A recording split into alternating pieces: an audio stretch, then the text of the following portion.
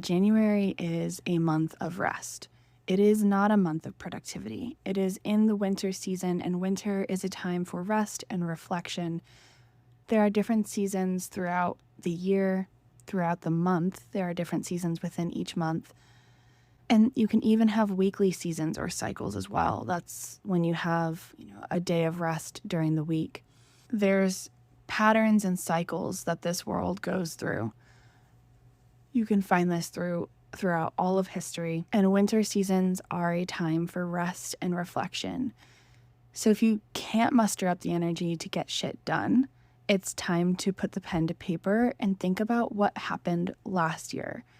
I know that it feels like all of this should have been done before January 1st, but again, we are still in that reflective season. Put the pen to paper, think about what went well last year, what didn't. I personally am using Notion. It's an free online organization tool. It's a little bit complicated to get into, but it's really fun once you do get into it.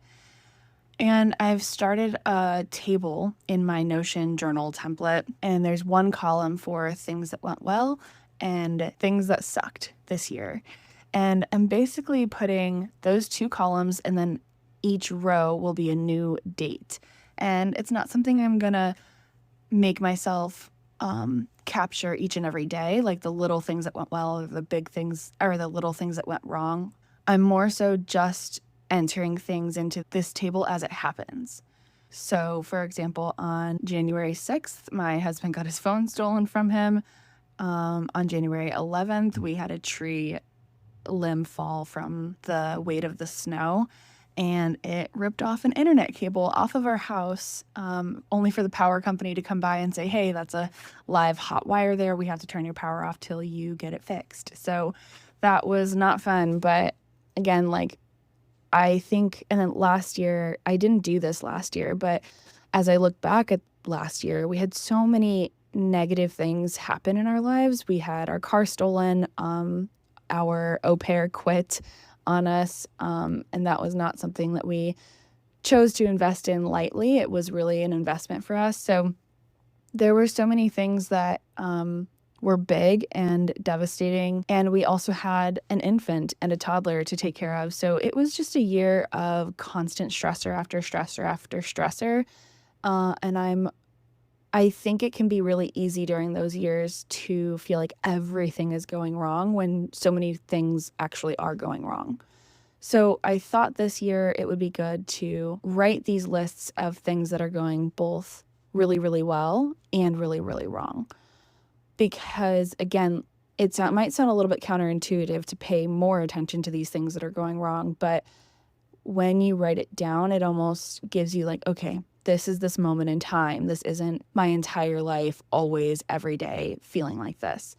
But again, if you don't pay attention to it, if you don't write it down, if you don't think about it much, then it takes up a lot of brain space, and it actually feels like the bad stuff is happening all the time. So that's what I'm going to do a little bit different this year. And you can see that that's not really some kind of New Year's resolution or some high productivity goal. That's just me being still in my reflective season, because it's January, it's winter, it's cold in a lot of places.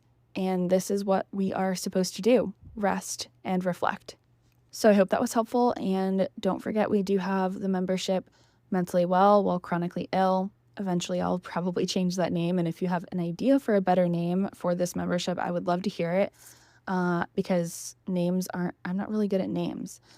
I struggle to name my kids so much. And the whole premise of the membership is to have a place where you can find mental health and wellness tips and activities and exercises that help you stay hopefully grounded while you're going through really difficult body issues. A lot of people who are in this group already are struggling with things like MCAS, Ehlers-Danlos syndrome.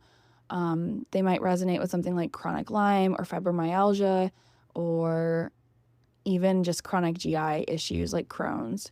So we are forming this group, and my biggest thing is to make sure the group is never too toxically positive, and also not a scary place to be where it's only horror stories that you're hearing inside. So hopefully you'll join us, and if not, you can still join our monthly workshops. They're $27 this year for each workshop, or the membership is $17 a month, and the workshops come free with the membership. So yes, if you're just attending one workshop a month, like as a one-time thing, it is a higher price point. Although for those who need it, we do have a pay what you can on our system pricing.